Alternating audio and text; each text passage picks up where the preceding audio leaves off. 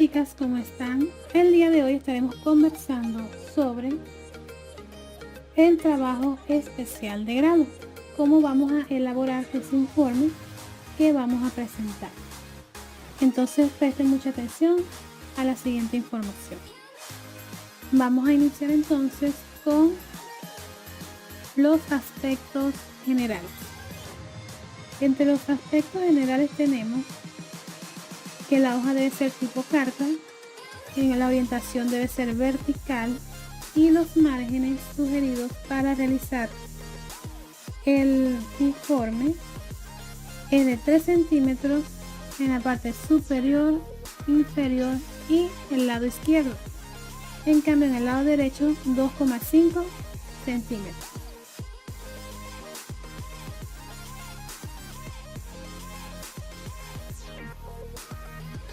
En cuanto a el tipo de letra que vamos a utilizar para el trabajo, ¿ok? Es el tipo de letra Times New Roman, como lo pueden observar aquí, número 12. Con respecto al interlineado, será de 1.5. Aquí entonces en la portada tenemos el membrete, el logo, ¿ok?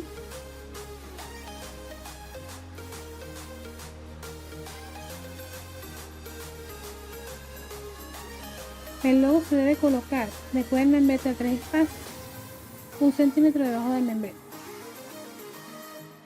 Para ver las medidas del logo, nos dice que no debe ser de 2.53 de alto y 3.83 de ancho y debe ir centrado, así como lo pueden observar aquí, como lo estoy haciendo yo. Seguido del logo viene el título, que no debe exceder de 20 palabras y va debajo del logo a 3 espacios. ¿Ok? Luego viene el autor, el tutor y la fecha. Seguido de esto vamos entonces con la certificación, que es una de las hojas preliminares. Luego de eso viene la dedicatoria, la cual es opcional. ¿Ok? Seguidamente vienen los reconocimientos, que también son opcionales, reconocimientos o agradecimientos. ¿Ok? Debe contener expresiones propias de las características académicas del trabajo.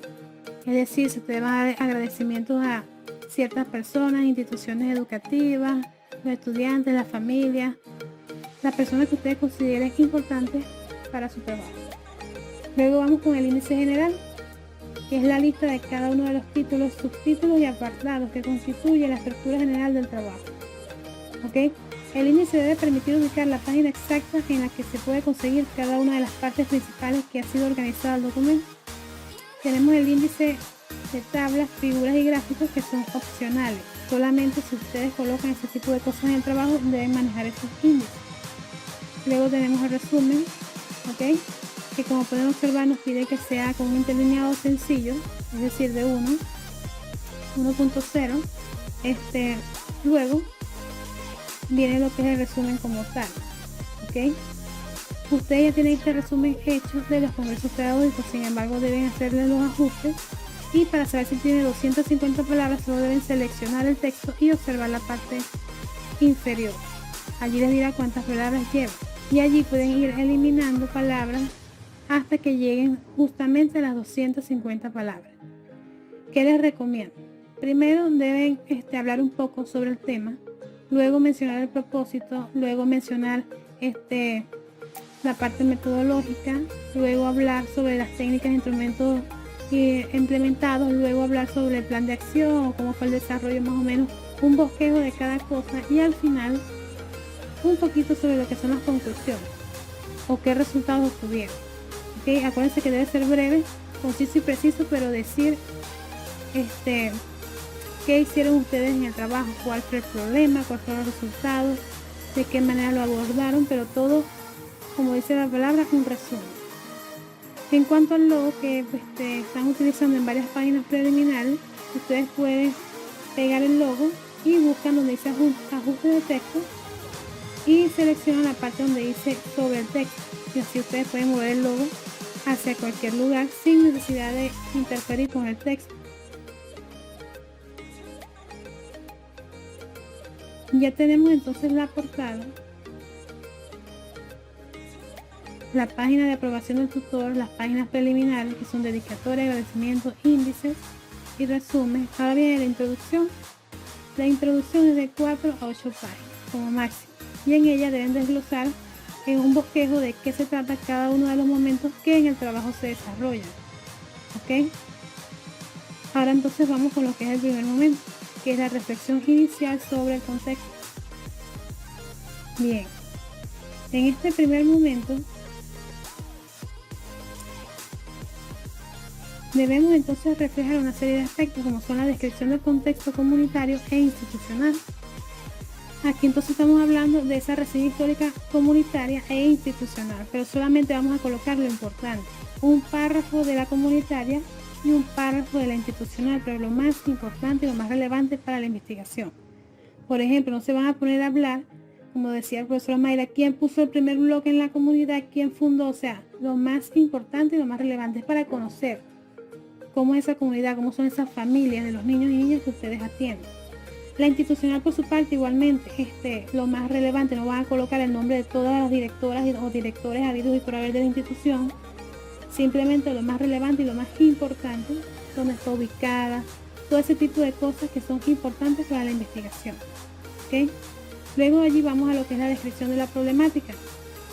Bien, en esta descripción de la problemática ustedes van a hablar sobre el tema, un poco hablar sobre el tema a nivel mundial, después llevarlo hacia Venezuela, después al estado Falcón, colocar las citas necesarias, por supuesto, y ya irnos hacia el estado Falcón, punto fijo, municipio Caiguana, en la parte de su escuela como tal. Ahí vamos a colocar lo que es la espina de pescado, ¿ok? Van a describir la espina de pescado. Luego de que ustedes expliquen la espina de pescado, vamos con lo del diagnóstico participativo. Aquí tenemos el diagrama que nosotros trabajamos para el Congreso Pedagógico Circuital el año pasado, donde refrescando por aquí tenemos entonces la institución, la matrícula de niños y niñas que estamos atendiendo, el colectivo educativo, cuál es ese perfil de esos docentes de esa institución educativa, el punto de partida, ¿ok? Que si les recuerdo es el propósito del diagnóstico. ¿Se recuerdan que era con el verbo reflexionar? Por lo menos aquí yo estaba trabajando con reflexionar los factores que inciden en la consolidación del conuco escolar, esa vez, ¿verdad? Luego tenemos la estrategia de discusión, que era basada en las 3 preguntas, las 3 interrogantes que ustedes se hacían como investigadoras. Entonces, esas 3 preguntas que ustedes desarrollaron en mesa de trabajo, socialización, intercambio de experiencia con su colectivo educativo y los acuerdos a los que llegan. Por supuesto, este diagnóstico participativo a través del plan Cada Familia Una Escuela debemos, o hay aspectos que debemos acomodar, ¿ok? Por ejemplo, no solamente hablar del docente, sino también hablar del adulto significativo, de la familia. O sea, simplemente acomodar ciertas palabras, quitar unas y colocar otras para que todo esté enlazado. Acuérdense que debemos incluir el plan Cada Familia Una Escuela, la modalidad a distancia, todo lo que ha pasado a raíz de la pandemia por COVID-19. Otra cosa muy importante, por si se han dado cuenta, en las páginas preliminares no se encuentra la autobiografía académica. La autobiografía académica, en la última guía que envió la universidad no se encuentra. Y como no se encuentra entre las páginas preliminares, entonces vamos a obviarla y no la vamos a colocar. Volviendo al tema entonces, bueno, el diagnóstico participativo, por supuesto, hay que hablar de la familia y de la comunidad, no solamente de la escuela. Ok, debe reflejarse el plan Cada Familia en ese diagnóstico participativo. En la redacción, tienen que leer muy bien para ver cómo lo van a direccionar. Ok. Ahora vamos con lo que es la línea de investigación. En la línea de investigación, acuérdense que hasta el momento son 24, ¿verdad? Ustedes van a revisar las líneas de investigación, la que mejor se acople a su tema de investigación. Puede ser una la principal, o pueden elegir una sola, o la principal junto con otra que les sirva de apoyo a eso. ¿Ok? Bien, acuérdense que nosotros trabajamos con un cuadro. Se recuerdan que nosotros hicimos una actividad que era la hoja resumen del trabajo especial de grado, ¿verdad? En esa hoja resumen ustedes describieron todos los aspectos necesarios, o por lo menos los aspectos que lleva al primer momento, ustedes los describieron allí. Y allí se encuentra la línea de investigación con la que ustedes trabajaron y su relación con el trabajo. Es importante no solamente mencionarla, sino decir qué relación tiene. Igualmente, la parte metodológica también la habían descrito allí. Ustedes describieron, buscaron los autores, los investigaron, colocaron el concepto y en qué se relaciona con su trabajo especial de grado. Solo tienen que ubicar esa actividad y transcribirla al informe. Entonces, de esta manera, pasamos al segundo momento, que es la sistematización. Bien, aquí tenemos entonces el sustento teórico. Deben buscar también la actividad que hicimos sobre el arqueo bibliográfico. Aquí hay un ejemplo que les estoy mostrando del arqueo bibliográfico. ¿Se acuerdan que ustedes realizaron la actividad? Bueno, ustedes tienen que buscarla, ubicar los archivos que ustedes tomaron esa vez para realizar la actividad, ir leyendo y colocar la cita. Con respecto al sustento práctico, me dice la profesora Omaira que el sustento práctico se refiere, ¿verdad?, a algo que no existe en libros ni en teoría, pero que es una experiencia significativa. Una experiencia que ustedes consideran pertinente compartir porque es importante, innovadora, llamativa para la investigación. Y que por supuesto a ustedes les sirve para la investigación. Por ejemplo, fueron a algún lugar, vivieron alguna experiencia que ustedes consideren pertinente compartir, lo pueden colocar allí porque es algo de saber popular, algo de su propia experiencia como docentes, y lo pueden citar allí también. Con respecto a los sustentos jurídicos, tienen que seleccionar un artículo de la Constitución de la República Bolivariana de Venezuela, un artículo de la Ley Orgánica de Educación y algún otro artículo de alguna ley que ustedes consideren pertinente que se relaciona con su trabajo. Cada una no solamente deben citarla, sino después de la cita deciden que se relaciona ese artículo con su trabajo de investigación. Ahora vamos hacia la propuesta transformadora y su aplicación. Lo primero que vamos a hacer entonces es un enfoque y conceptualización de la propuesta. Esto no es más que como una justificación de por qué estoy aplicando el plan de acción transformador, ¿ok? De por qué esto es importante y por qué lo voy a aplicar. Luego viene el propósito general y específico. Aquí tienen una lista de verbos, ¿ok?